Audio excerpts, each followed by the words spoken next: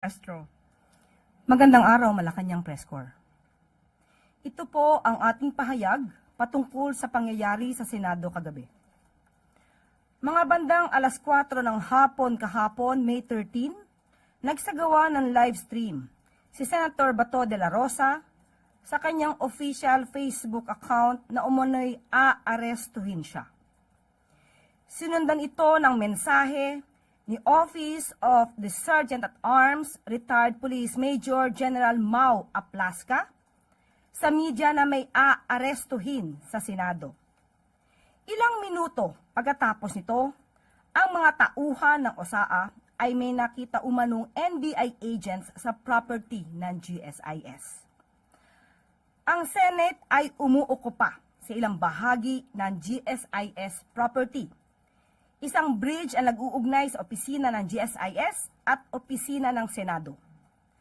Ang susi upang mabuksan ang pintuan mula sa Senate papunta sa bridge na konektado sa GSIS ay hawak ng OSAA o Senado. Si GM Wick Veloso ng GSIS ay humingi ng assistance sa NBI para masecure ang kanilang premises. Ito po ay pinasinayaan ni NBI Director Atty. Matibag. Kaya nagpadala ng NBI agent sa GSIS premises bandang alas 6 ng gabi. Pinagbagyan ito ng NBI at sa puntong ito gusto nating linawin. Una, walang assault na ginawa ang NBI agents sa Senado. At pangalawa, walang operasyon ang NBI o PNP na arestuhin si Senator Bato. Pero bago nito, noong nakita ng OSAA na mayroong NBI agent sa GSIS, katabi ng Blue Guard, nakita na agad na naka-gear up ang OSAA, nag-vest at naghanda sa isang operasyon. Pagdating sa bridge sa GSIS premises, tinanong ng OSAA ang NBI agent na nakaupo lamang kasama nga ang isang Blue Guard ng GSIS. Nagpakilala na NBI agents at nung nagsabi sila ng kanilang pagkakakilanlan, agad nagpaputok ng warning shot si Sergeant at Arms Mau Aplaska. At dahil doon, napilitan ding magpaputok ng warning shot ang NBI agent. As of 11:09 a.m., several sources confirmed that the Senator Bato, is no longer in the Senate premises. But we are still getting official confirmation on the report. At para po mabigyan tayo ng detalye, makakasama po natin si NBI Director Atty. Melvin Matibag at PNP Chief General Jose Melencio Nartates Jr. Magandang umaga po sa inyo lahat. Magandang umaga. Maraming salamat po, Yusek Claire Castro, at magandang umaga po sa inyong lahat. Yung pong sinabinanggit ni Yusek Claire Castro was exactly what transpired during po nung araw na yan kahapon po. No? So, siguro po kung meron lang mga katanungan, I will be willing to address your questions po. Magandang umaga po sa atin lahat. Salamat sa pagkakataong ito. Nakikita nyo naman ang NBI Director at ang Philippine National Police na aking pinamumunuan magkatabi ngayon. And so, ito po yung ating iimbestigahan, lalong-lalo na yung nangyari kagabi, early morning last night. And so, we are coordinating such that we can go into the bottom of this case. And the personalities who are involved should be accounted and or fully investigated. Not only for the NBI, but of course, including the personalities, especially the security personnel at the building of the GSIS, as well as the GSIS building being occupied by the Senate Security, led by the Sergeant of Arms.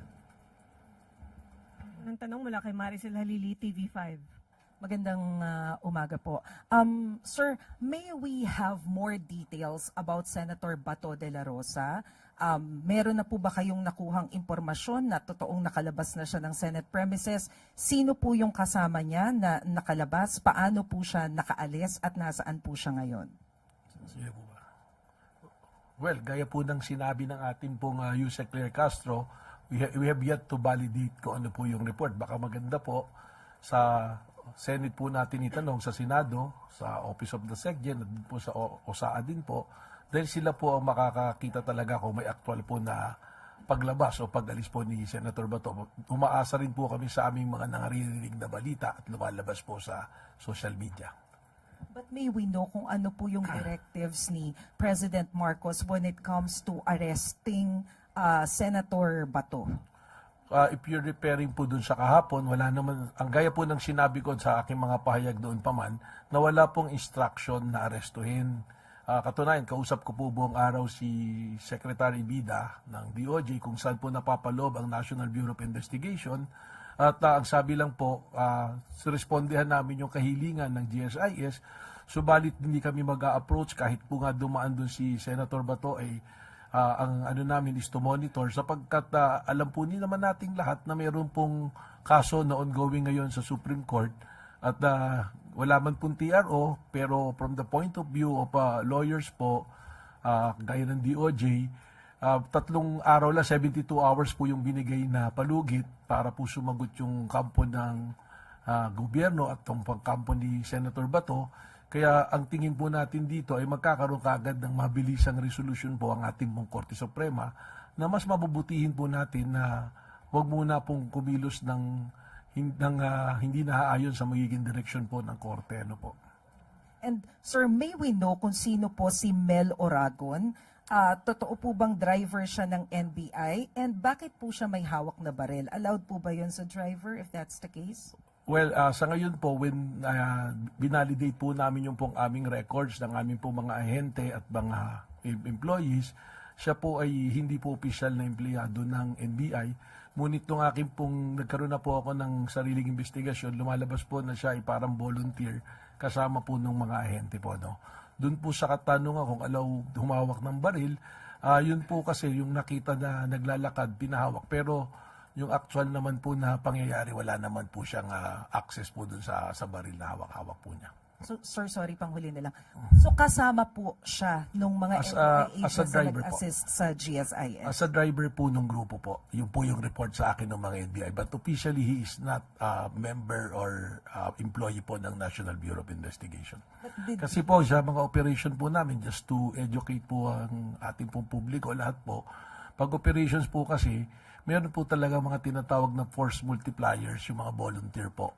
Para po kasi sa kakulangan po ng tao, tsaka meron po din kami tinatawag na mga alpha or assets, yan po na rin yung mga ginagamit namin to solicit intelligence report po para sa aming mga operations po.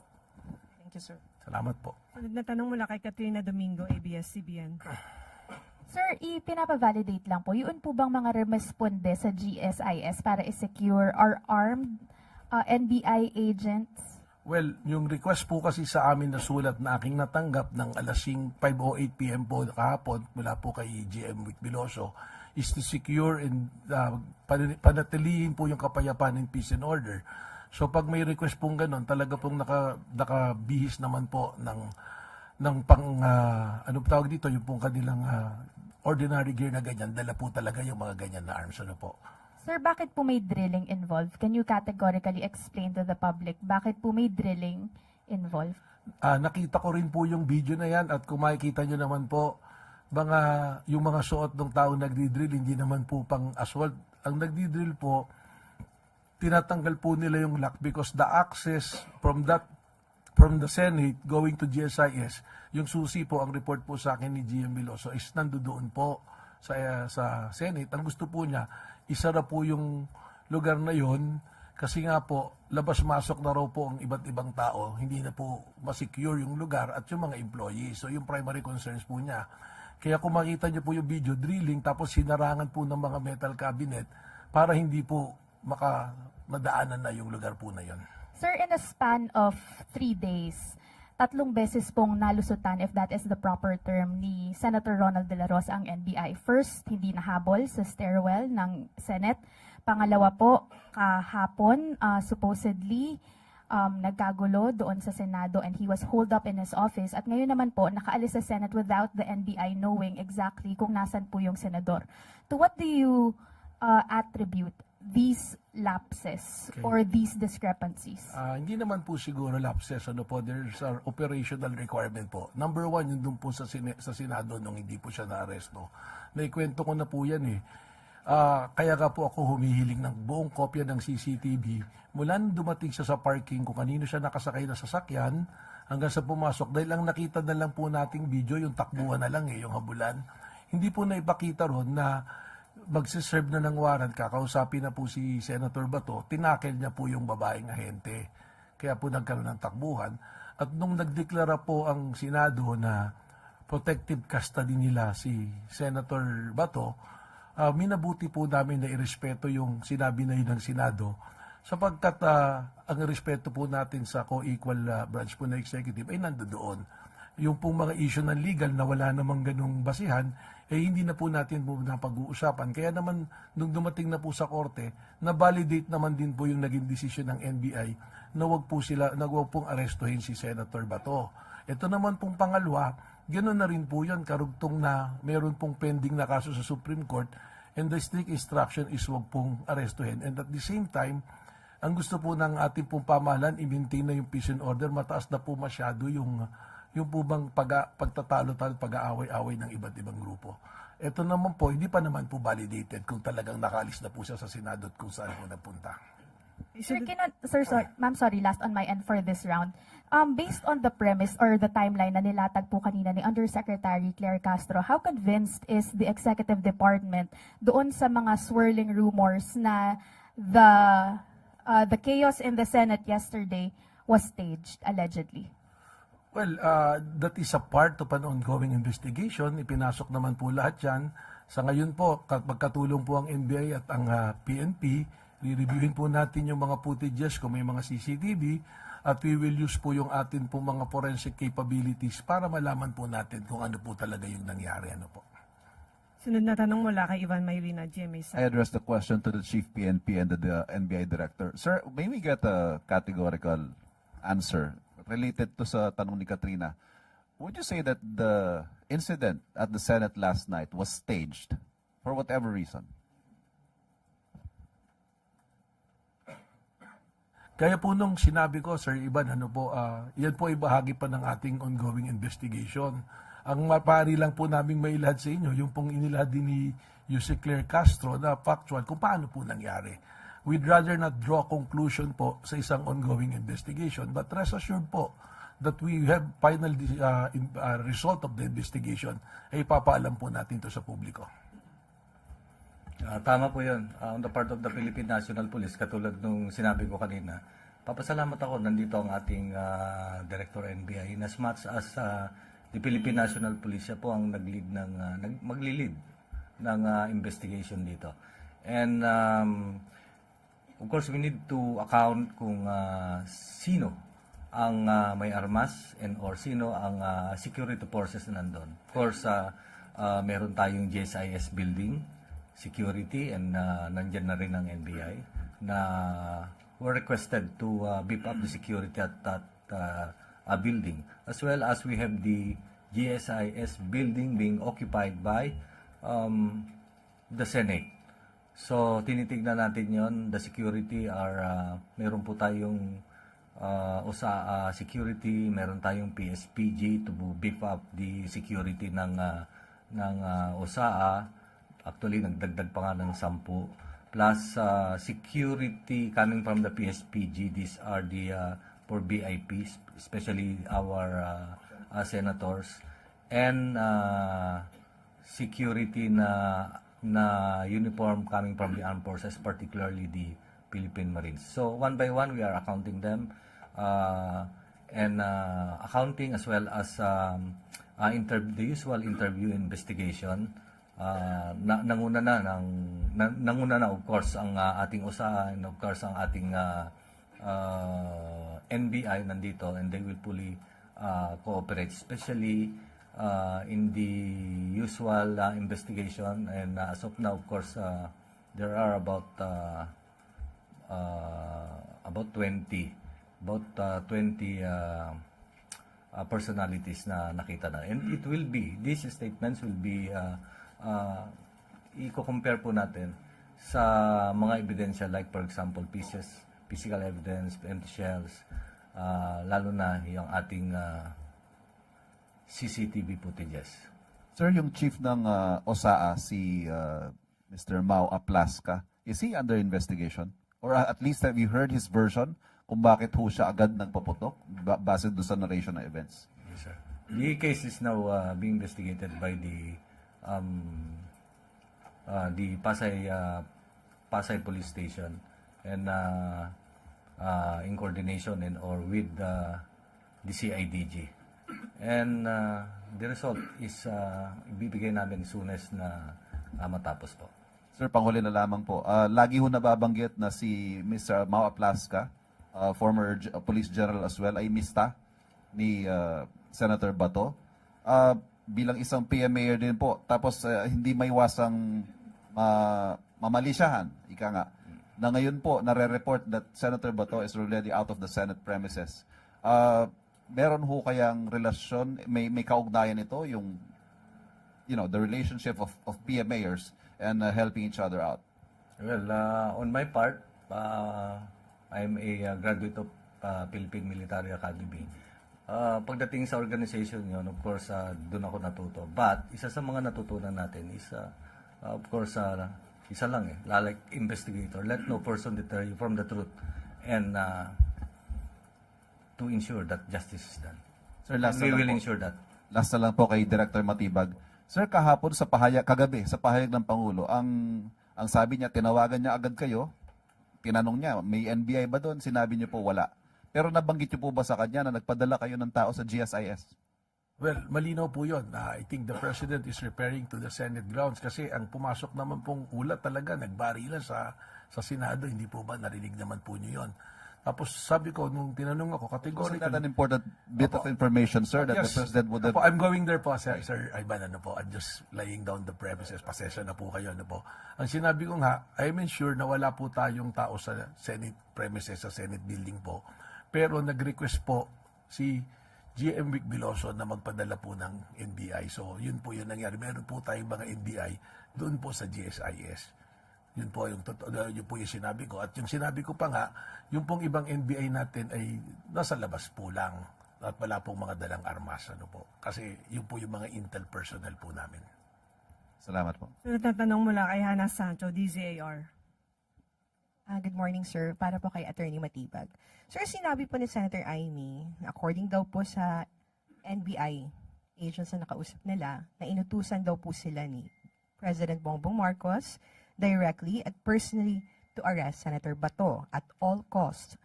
Sino po, at kahit sino pa po ang mamatay, kahit sino pa ang madali, basta pasukin po si Bato, ngayon din, end of quote. Would you like to comment? Opo, unang-una po, sino po kaya yung NBI agent na kausap niya? Kasi kung nagre-refer po siya dun sa nahuli na driver, hindi po NBI agent yun, po. At pangalawa po, na mas importante, wala pong naging ganong utos si Pangulo. Sa totoo po, ang utos po ni Pangulo, through Secretary Eric Bida, wala tayong gagawing pag-aresto o mga pagpasok sa Senado po, sapagkat inirespeto nga po natin ang prosesong nangyayari po sa Korte Suprema. Katunayan po, yung pong aking strict instruction sa mga NBI po na ipinadala po sa GSIS, na kahit makita si Senator Bato, just monitor at tingnan po kung ano mangyayari. Wala pong pang-aresto. Kaya hindi ko po alam kung saan po nanggagaling ang ating pumbutuing Senator Ivy Marcos. And in another video po na pinost niya, she mentioned na sinabi daw ng NBI agent na ang utos daw ay galing kay NBI Organized and Transnational Crime Division's Chief Attorney Jerome Bomediano po sa kanilang operations po. Well, unang-una po, si Jerome Bomediano is, yan po, I can confirm na he is a member of the Bureau. Pero wala nga po siya rin sa operation. Birthday po niya ng anak kahapon. At kami po, ang buong NBI family, nandoon po lang kami sa katabi ng opisina namin, na kami po nagkakaroon po ng planning, catch-up plan po, na mula po kahapon hanggang bukas po ng Biyernes. Kaya mabuti po siguro si Senator Ivy po tanungin natin at ipakita po ang ebidensya kung saan po nanggaling. Kami naman po sa Bureau, bukas po kami sa investigasyon at katunayan, sinabi ko nga po kay General Natates, yung mga identify po na ating pong ahente na pumasok sa GSIS, ay amin pong isusumite sa isang malayang investigasyon po ng Philippine National Police po. Last question on my part, ma'am. This morning po, nag-post po si Senator Amy ng letter addressed to the President and sinabi niya dito that in view of the serious allegations and without prejudging the outcome of any investigation, I respectfully urge the following officials to be temporarily relieved from their duties pending the completion of a full, impartial, and independent inquiry. NBI Director Attorney Melvin Matibag, NBI National Capital Region Chief Attorney Emeterio Dongalio Jr., and NBI Organized and Transnational Crimes Division Chief Attorney Bomediano po. Would you like to comment, sir? Well, that is the prerogative of the good senator. Pero tayo naman po, nagsisilbi po tayo sa pleasure po ng ating appointing authority at kung ano po yung mandatong ibinigay po sa atin. At ako naman po, nakasisiguro po kayo at nakita nyo naman, wala po namang pagkilos ang NBI na hindi po sumunod sa batas at sa proseso. So, yun lang po yung masasabi ko dyan. So, natanong mula kay Harley Balvena, IBC 13. Hi, sirs. Sir, just in case ma-confirm natin na nakaalis na talaga si Bato sa Senado, ano po yung magiging immediate response natin? Magkakaroon ba tayo ng, sorry for the term, manhunt operation?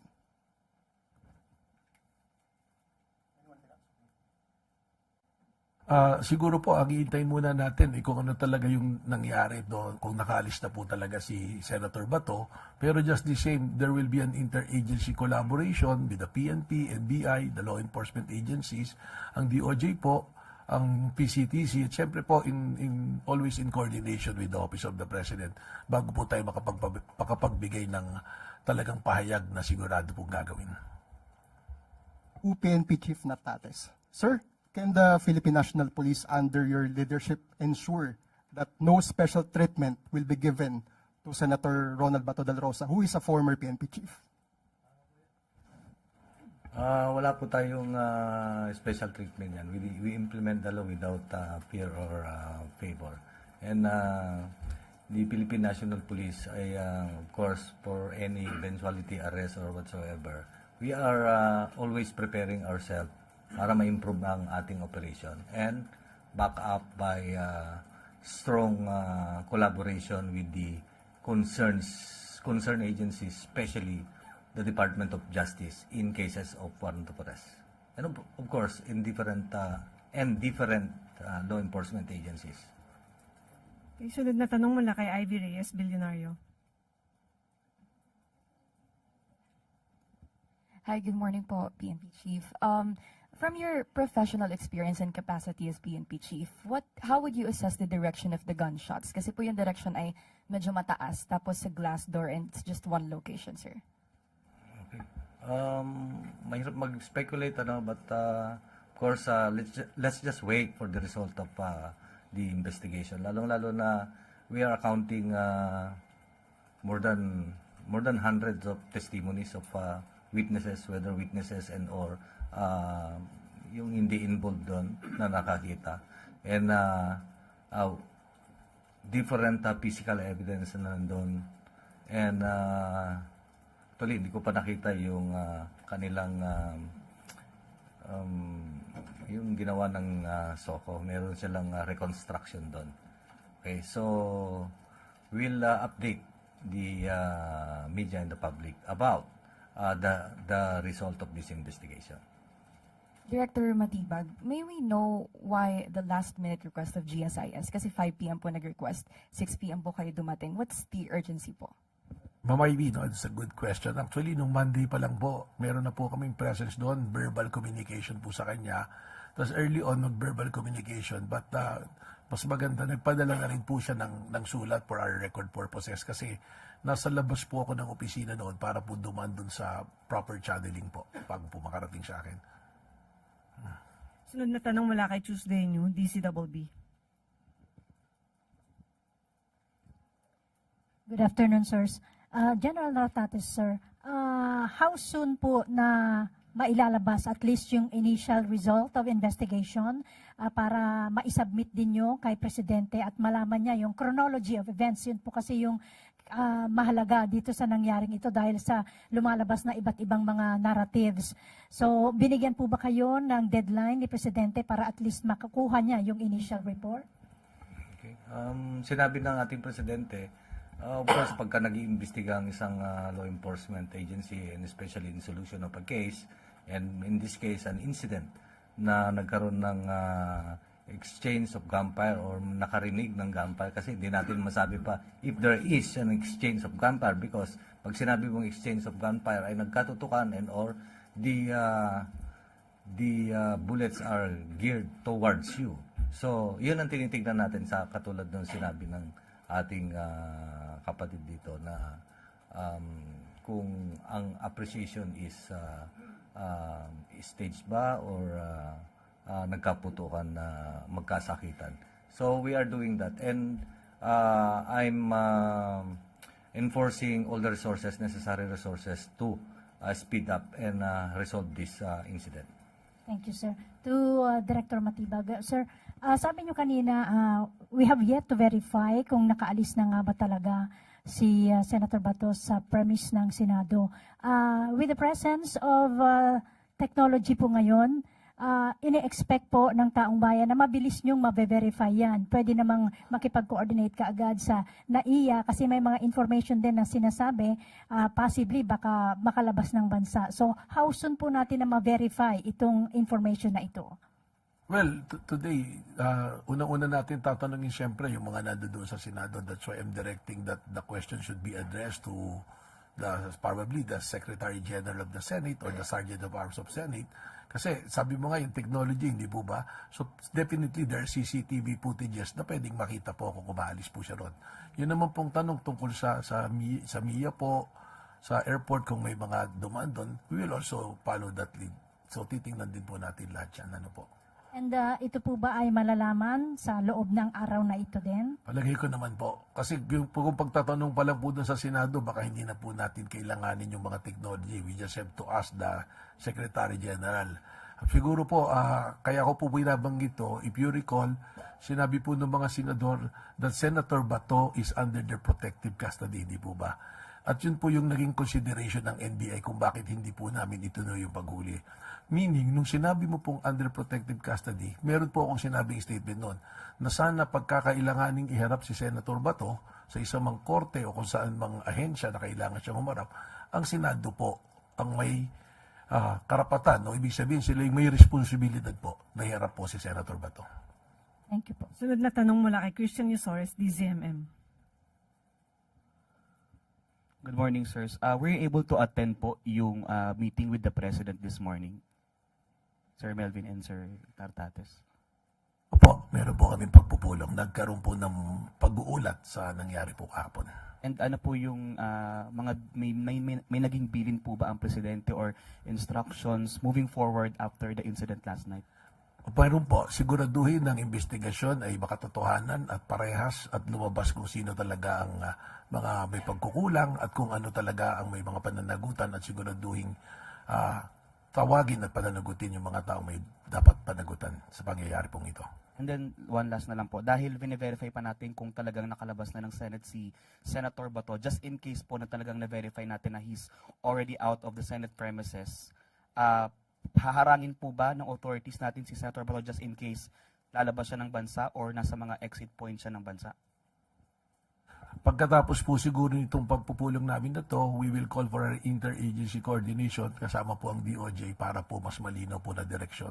Yung pong katanungan niyo, pasensya na po because baka beyond the pay grade po namin ni General Nartates. Ano po? Thank you. Sunod na tanong mula kay Rafi Ayeng, Daily Tribune. Hi sir, isa po sa mga tanong na tinatanong ng ating mga kababayan, can you identify po kung sino yung senador na allegedly nagsakay kay Senator Bato papasok ng Senate building? Meron naman na pong kaming official report pero if you will allow, siguro po ako makikiusap to head into suspension muna na ilabas namin. Masyado na pong maraming kaguluhan pero kayo naman po by process of elimination ay makikita nyo na po kung sino nagsakay. Kaya nga po, meron kaming report pero mas mabuti po sana na ang OSAA po will share the footages of CCTV mula po sa parking lot at hanggang sa lumabas. So we are been requesting po na ipakita yon dahil yung nangyari po nung Lunes, ang nakita lang po natin yung habulan na sa hagdanan eh. Yung pong pagpasok mula sa parking hanggang makarating doon sa hagdanan, hindi po natin nakikita. So baka pagka matanong din natin po sa Senado na baka pwedeng mabigyan po tayo ng kopya para makita natin kung kanino pong sasakyan na sumakay. Although, narinig ko po may admission na si Senate President na sa kanya sumakay. Well, mas maganda po talaga makita natin po yung CCTV. Ano po? And sir, yun nga, sa ginawang allegedly nga na pagtakas ni Senator Bato na sa Senado ngayon, ano po ang repercussion nun na para sa kanya? Kasi, di ba may warrant of arrest siya sa ICC? Ano po kaya ang magiging repercussion nun sa kaso niya? Baka po yung katanungan, it's rather the DOJ will answer it. Although I'm a lawyer, yung aking pong sagot will not para magkaroon ng bearing po sa usapin dahil right now I'm here as the director of the NBI, which is a law enforcement agency po. Thank you. Sunod na tanong mula kay Kenneth Pasyente, PTV4. Hi sirs, good morning po. Sir, tanong lang, are we also, iimbestigahan din po ba natin yung mga senador na posibleng tumulong kay Senator Ronald Bato de la Rosa na makatakas, if ever man po, na makumpirma na wala na nga po siya sa Senado? May mga records naman po lahat yan. And again, we will defer that decision to the Department of Justice ano po, because that is a legal issue. So salamat po. Sunod na tanong mula kay Maricar Sargan, Brigada. Sir, good morning. Balikan ko lang po ulit yung detalye doon po sa napaulat na putukan. Kasi nabanggit kanina ni Yusek Claire Castro na ang nagpaputok ay yung USAA after na kumprontahin ng NBI. Kumusta ho yung NBI agent ninyo, sir? And ano pa po yung dagdag na detalye regarding dito? Unang-una po, nung nagkaroon po ng putukan na ganun, yung NBI po, nag-warning shot din po. Yun ang recollection sa akin. Pero after mag-warning shot, doon na po nagkaroon ng maraming pagputok na nanggaling po sa tapos yung ating pong NBI agent, umalis na po rin sa lugar, tumakbo na po. May kasama po siyang blue guard eh. So pares na po silang umalis. Okay naman po, pero ako po ay holding him para po madala po namin sa NBI yung kanyang firearms, pati po siya para po magkaroon po ng maayos na investigasyon po ang PNP po. May information na po ba kung ilan yung shots? Ilang putok po ba yung... Yes, sabi po ng NBI, ang recollection niya parang 6 na warning shot yung kanyang pinuputok and yun po yung sinasabi niya. So, iimbestigahan din po ng PNP po yan. Thank you, sir. Huling tanong mula kay Eileen Taliping, Abante.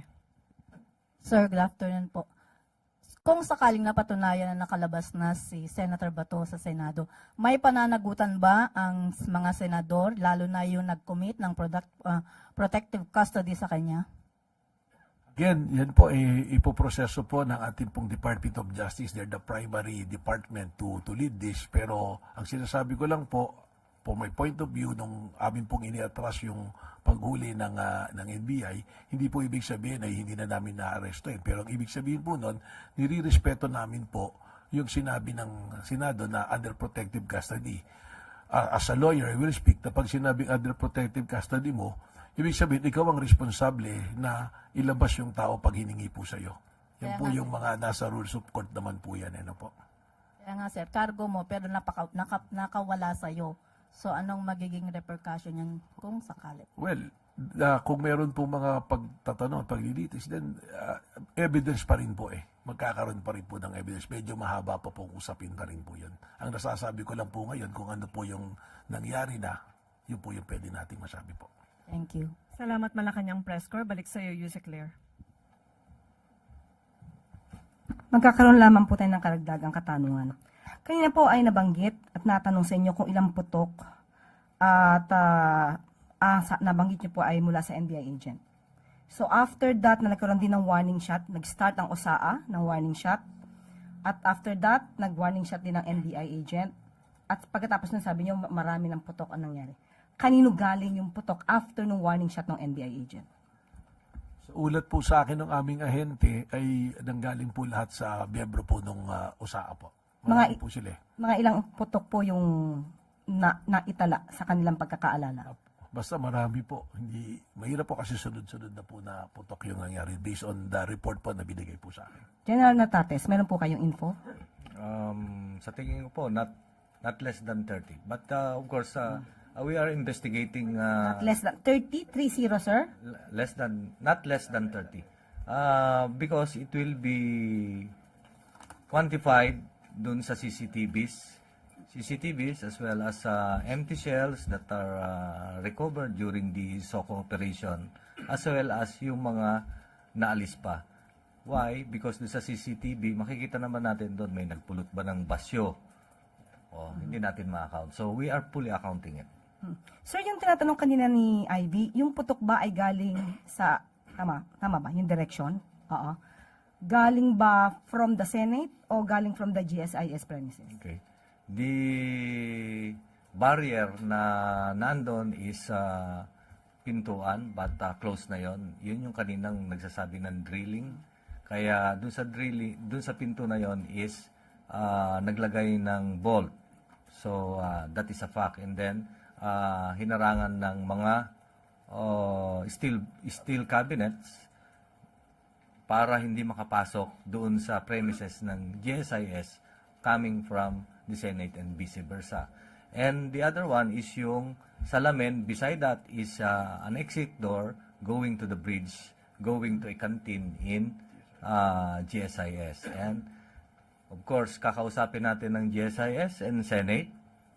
What is the purpose of this exit door going, a bridge going dun sa, malapit dun sa, is it a barrier? Ayan na mismo ba yung ating boundary?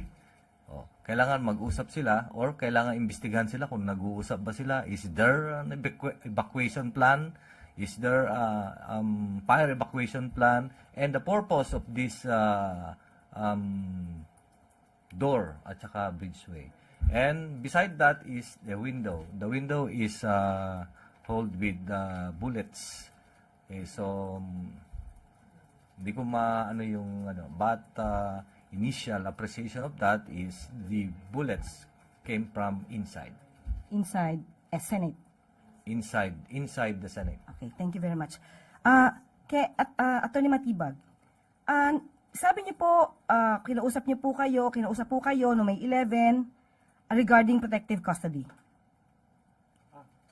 Sino po ang nakausap tungkol sa protective custody? Yes, you're referring po siguro dun sa nangyari nung Monday. May 11, yes sir. Opo, nangyari po kasi noon, nung arestuhin namin, tapos 7:30 yata po yun, narinig ko na nag-motion si Senator Marcoleta na file ng resolution to put Senator Bato into protective custody. Nung narinig ko po yun, nagkonsulta po ako sa kina Secretary Bida na sinabi ko, siguro hindi na muna natin arestuhin in deference also in respect to the Senate. Pero ang nangyari po, nung pinapo-pull out ko na po yung amin pong arresting team, yung pong binanggit na pangalan na gustong ipasuspinde, yung NCR po namin, hinarang po sila sa baba, gusto silang i-detain. So, minabuti ko po na tumawag kay, kay SecGen Dong Mendoza para kausapin, mag-negotiate na total we're pulling out, baka naman pwede nang palabasin kami. So, ginawa ko po, pumasok po ako sa Senado expecting to talk to Senate President Alan Peter Cayetano. Nung pagpasok ko po sa pintuan, ando dun po si Senator Ivy, Senator Pia Cayetano, Senator Loren, Senator Mark Villar, Senator Marcoleta initially, tapos dumating po Senator Jinggoy and Senator Bongo. So, dun sabi ko, hindi na naman kami mag-aaresto. Ang purpose na lang po namin, palabasin yung mga ahente. So, nung una, yung po nilang pumayag. So, until nagkasundo po kami na to release them na ako po yung mamamahala at magkaroon kami ng parallel investigation sa nangyari. So, nung in-interview po ako, doon ko po sinabi yon na yung protective custody, we are expecting na dahil nasa Senado na, sinabi nila yan, it means that they are responsible doon sa pagkatao ni Senator Bato at kung may mga ilangan na siya humarap, dapat ang Senado ang magbibigay. At nabanggit ko rin naman po yan sa aming pong pagpupulong. At lumalabas naman po talaga na nabigyan ng Senado ng protective custody. Well, opo, kaya nga po nandito siguro at nagkagulo dahil ang iniisip nila yung aming pong ginagawang pag-secure ng GSIS premises at ng mga tao po ron, iniisip nila na huhulihin namin.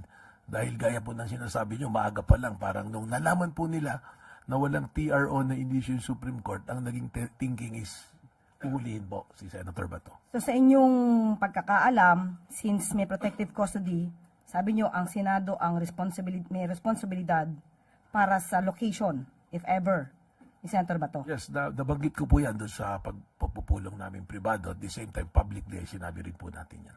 So kung talagang wala na, according to some sources, confirmed daw na wala ni Senator Bato sa Senado, ano po ang mararamdaman nyo since kayo po yung nakipag-usap sa Senado? Well, malungkot po yan dahil I feel na dapat yung aming pong usapan dyan, it should be honored po yan eh.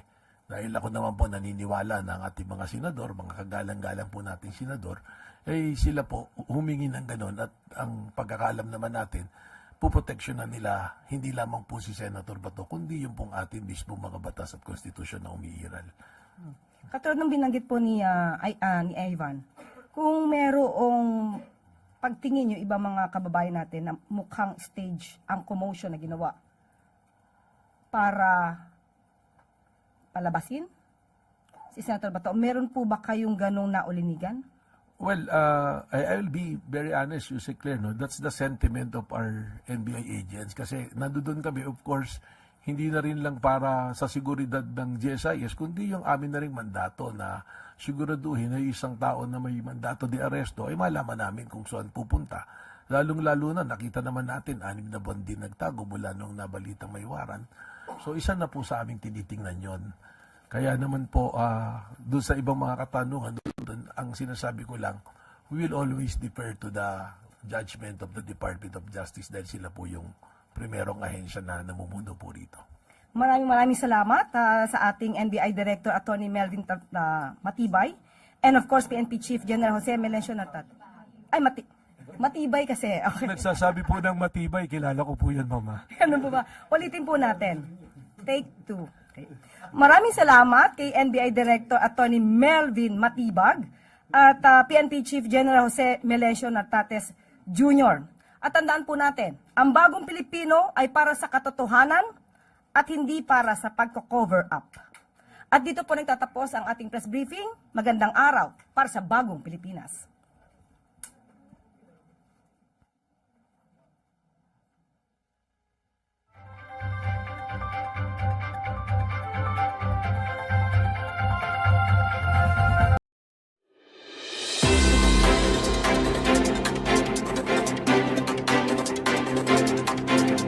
Noon, pag may nagkasakit sa pamilya, agad may pangamba. Hindi lang dahil sa sakit, kung hindi dahil sa takot kung saan kukuha ng pampagamot. Mahal ang gamot. Nakita at naramdaman ito ni Pangulong Ferdinand Marcos Jr. Kaya iniutos niyang ilapit pa ang tulong pangkalusugan sa bawat Pilipino. Sa PhilHealth, ipinagkatiwala ang pagtutok para maging tunay na serbisyo ang kautosang ito. Kaya nagtungo ang Pangulo sa General Santos City para masigurong umaabot sa mga tao ang mga programa. Mr. President, pwedeng payakap. Tulad ng Yakap program para sa agaran at libreng check-up, screening, x-ray at lab tests. Mayroon ding programang gamot na nagbibigay ng hanggang 20,000 pesos na libreng maintenance medicines. Ang yakap, by the mere word, yakapin para mailayo sa sakit.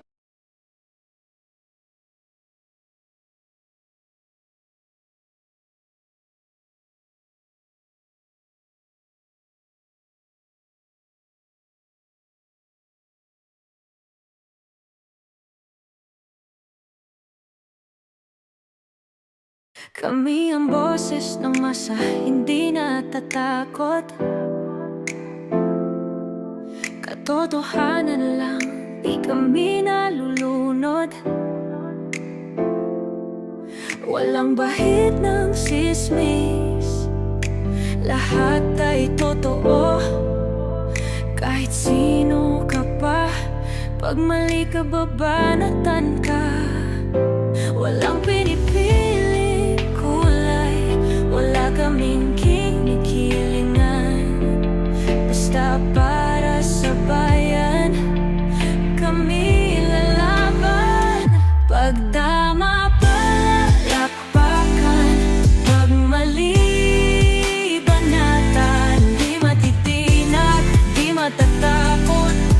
sa bayan, tuloy ang sigaw. Sa harap ng kamera, walang halong takot. Mga baluktot, lahat kayo'y tutumba. Ang hustisya at totoo, yun lang ang mahalaga. Kahit sinong harang, di kami matitinag. Walang pinipiling kulay, wala kaming kinikilingan. Basta para sa bayan, kami lalaban. Pag tama palakpakan, pag mali banatan, di matitinag, di matatakot. Para sa bayan, tuloy ang sigaw. Kung nasa tama ka, ikaw ay aming kasama. Pero pag mali ka, handa ka na bang mabasag? Banateros kami, walang inuurungan. Dahil bayan muna, bago ang sarili.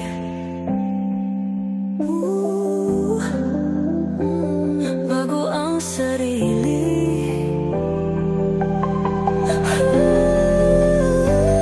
Pag tama palakpakan, pag mali banatan, banateros ang sigaw.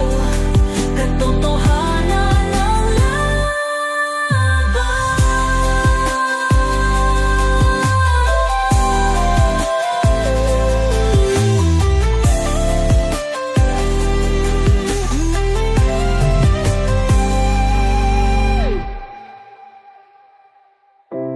Sa